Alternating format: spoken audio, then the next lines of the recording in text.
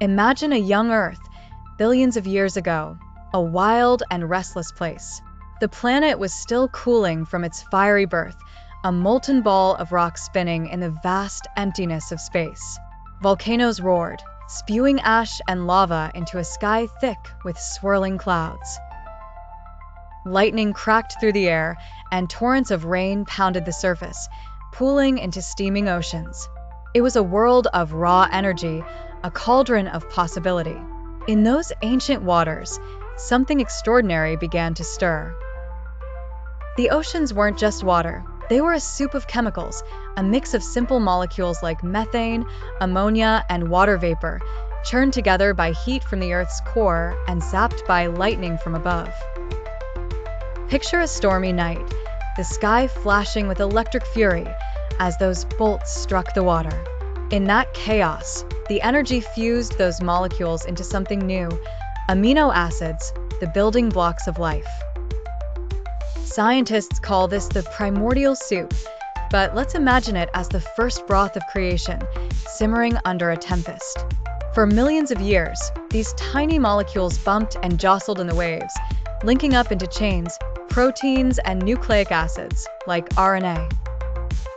Picture them as clumsy little dancers, stumbling into each other until they found a rhythm.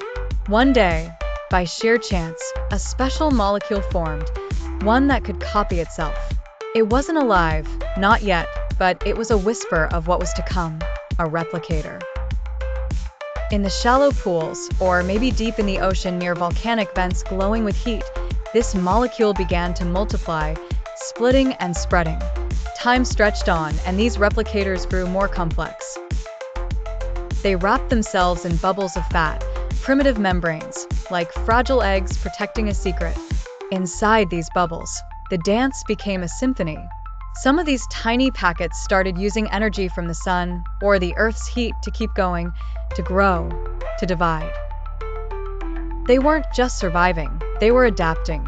One became two became four, and soon the waters teemed with these microscopic pioneers.